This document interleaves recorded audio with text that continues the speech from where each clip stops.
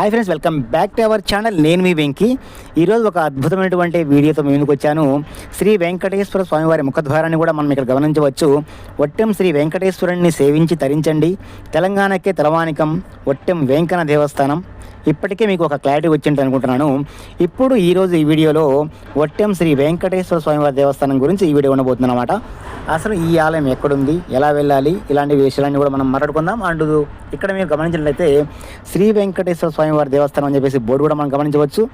And ఇలా ఇంకొంచెం ముందుకు రాగానే మనకు చుట్టుపక్కల ప్రశాంతత వాతావరణంతో పాటు కూడా అలాగే చల్లటి ప్రదేశం. అసలు వాస్తవానికి నేను ఇలా చెప్పడం కాదు, కానీ మీరు ఒకసారి మార్నింగ్ కానీ ఈవినింగ్ కానీ వచ్చినట్టే చాలా అద్భుతంగా ఉంటుంది. అండ్ ఫైనల్గా నేను ఒకటి చెప్తున్నాను, ఇలాంటి వీడియోస్ మాత్రం చాలా అద్భుతంగా ఉంటాయి అండ్ వస్తూ ఉంటాయి కూడా మన ఛానల్లో. సో ఇలా మాటల మధ్యలోనే ఆలయం దగ్గరికి రావడం జరిగింది. సో చూస్తున్నారుగా, వాస్తవానికి ఈ వీడియో ఎప్పుడో పెట్టాల్సింది. సో కొంచెం లేట్ అయింది బాస్, ఏమనుకోవద్దు, సారీ ఫర్ ది లేట్. ఇక్కడైతే మనం ఆలయం వద్దకు రాగానే ఒకవైపు వచ్చేసి గరుత్మంతుడిని మంత్రుని మనం చూడవచ్చు, అలాగే మరోవైపు వచ్చేసి ఆంజనేయ స్వామిని కూడా మనం ఇక్కడ గమనించవచ్చు.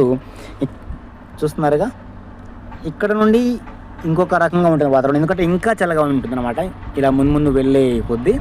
సరే, ఇక్కడ వచ్చేసి శ్రీవారి హరితవనం కూడా మనం ఇక్కడ గమనించవచ్చు. కొండపైకి వెళ్తుంటే ఆ తిరుమల తిరుపతి వెళ్ళినంత ఆనందం కలుగుతుంది భయ్య.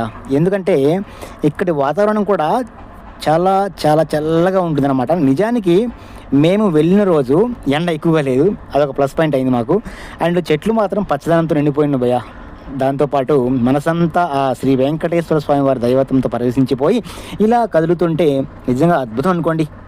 ఇక్కడ మనకు మరో ఆంజనేయ స్వామిని కూడా మనం ఇక్కడ దర్శనమిస్తాడు. నేను ఉన్నా మీకు భయమేలా అన్నట్టు ఉంటుంది అనమాట ఆయన యొక్క విగ్రహం. చూడండి మీరు, ఆ యొక్క ఎత్తైన విగ్రహం అన్నమాట. సో ఇలా కొండపైకి వచ్చే కొద్ది చల్లటి గాలితో పాటు ఒక ప్రత్యేక అనుభూతిని ఇస్తుందన్నమాట. ఈ వీడియో మీకు నచ్చినట్లయితే లైక్ చేయండి బాస్, ఒక చిన్న లైక్ చేసి సబ్స్క్రైబ్ చేయొచ్చు కదా. అండ్ ఈ వీడియోలో ఎక్కడ కూడా కొంచెమైనా మీకు నచ్చినట్లయితే ఒక లైక్ చేసి ఒక సబ్స్క్రైబ్ చేసుకోండి బాస్, ఓకేనా? ఎందుకంటే ఇంకా చాలా ఉన్నాయి మన ఛానల్లో. ఇలా మనం పూర్తిగా ఒట్టెం వెంకన్న కొండ మీదకి వచ్చేసాం. రాగానే మనకు ఎడమవైపు వచ్చేసి ఒక చిన్న పార్క్ ఉంటుంది. పార్క్ మధ్యలో రామానుజాచార్యుల వారి విగ్రహం కూడా ఉంటుంది. అండ్ ముందుగా మనం ఈ ఆలయంలోకి వెళ్ళి వద్దాం పదండి. మొదటగా మీరు ఇక్కడ గమనించినట్లయితే వ్యవస్థాపక ధర్మకర్తలు అయినటువంటి క్రీస్తు శేషులు సన్నడి రంగారెడ్డి కుసుమ దంపతుల విగ్రహాలను కూడా మనం ఇక్కడ చూడవచ్చు. చూస్తున్నాం కదా,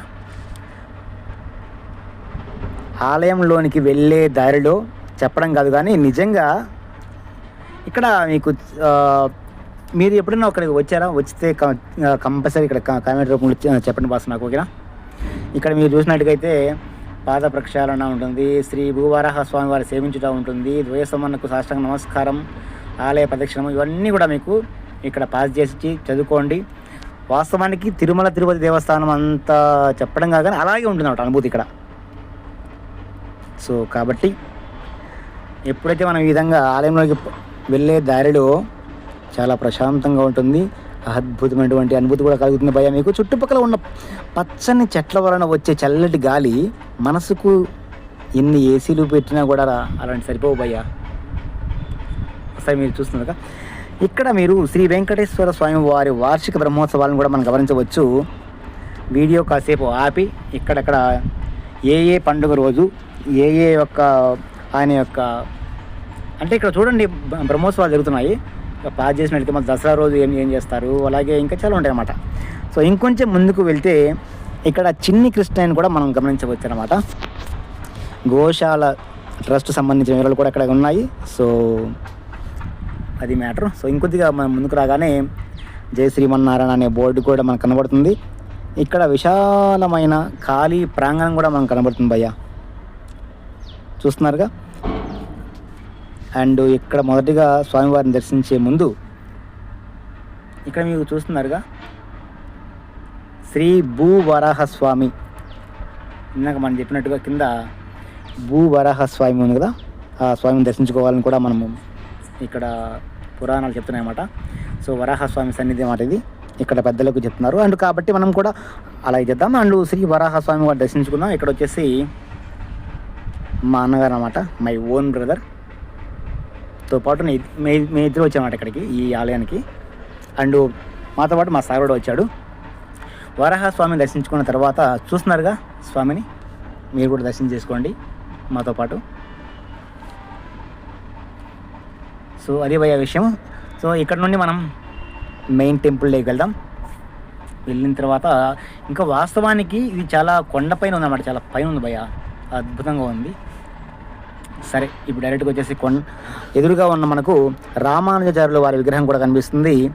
ఆలయ పరిసర ప్రాంతాలను వీక్షిస్తూ ఆలయ ధ్వజస్తంభాన్ని కూడా మనం దర్శించుకుందాం. ఇంకొంచెం ముందుకు పోతానే ఈ యొక్క ధ్వజస్తంభాన్ని మనం గమనించినట్లయితే చూస్తున్నారుగా ధ్వజస్తంభం ఎక్కడుందో. ఎస్, విగ్రహమూర్తులను లోపల వీడియో తీద్దామనుకున్నా కానీ పంతులు గారు నాట్ అలౌడ్ అని చెప్పారు. సో మూర్తి విగ్రహాలు కదా, అవి తీయనివ్వరు అన్నమాట. So okay, no problem. ఇక్కడ ధ్వజస్తంభాన్ని కూడా మనం దర్శించవచ్చు. వాస్తవానికి ఇక్కడ నేను చెప్పడం అని కాదు కానీ భయ్య, ఇది జడ్చర్ల నుంచి చాలా దగ్గర అన్నమాట. నేను క్లారిటీ చెప్తాను తర్వాత, ఓకేనా? అద్భుతంగా ఉంటుంది ఈ వీడియో.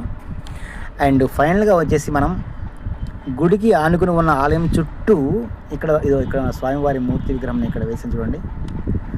ఆలయం చుట్టూ ఇలా గోవింద నామస్మరణ ఇలా ఏర్పాటు చేయడం జరిగింది భయ్య.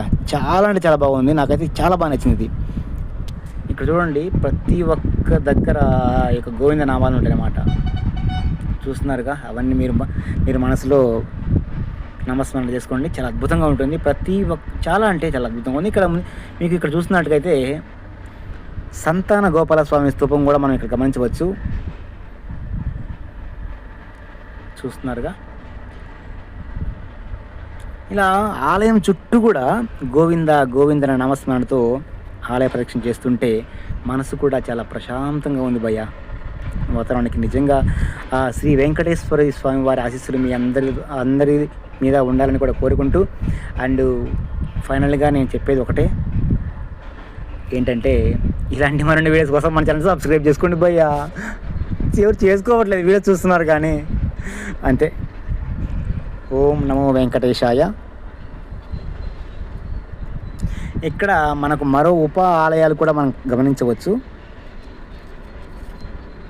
చూస్తున్నారుగా, ఇక్కడ ఏముంది, ఎవరైనా okay, I think Hanumanthu, yes, జై శ్రీరామ్ హనుమాన్ వారి ఆలయం అంటే ఇక్కడ స్వామివారిని దర్శించుకొని ప్రశాంతంగా కూర్చొని హనుమాన్ చాలీసాను మనసులో చదువుకోవడానికి వీలుగా ఏర్పాటు చేయడం జరిగింది. మరొక్కసారి ఆ యొక్క ఆంజనేయ స్వామి వారి దర్శనం చేసుకుందాం. జై శ్రీరామ్.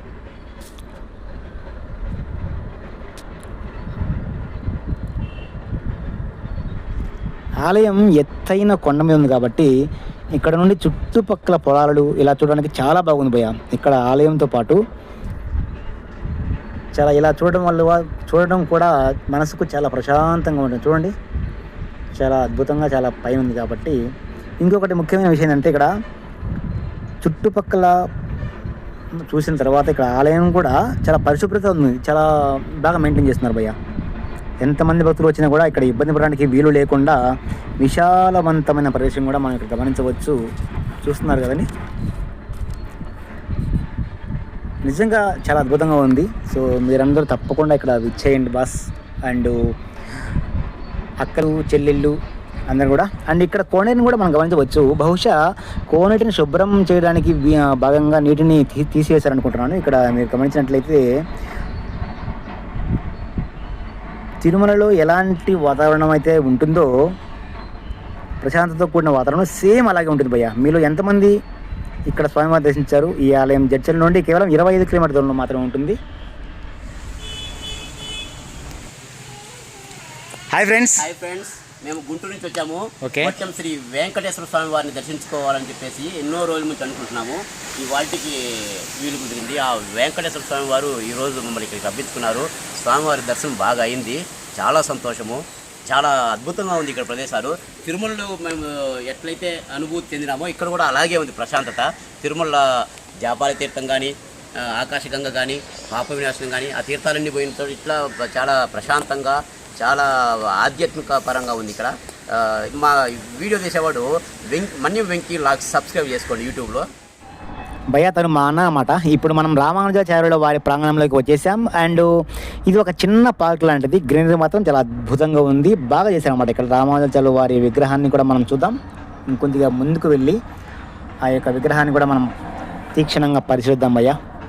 ఎందుకంటే ఇక్కడ వచ్చిన తర్వాత ప్రతి ఒక్కటి కూడా మనం వీడియో రూపంలో మీ ముందు తీసుకొస్తాను.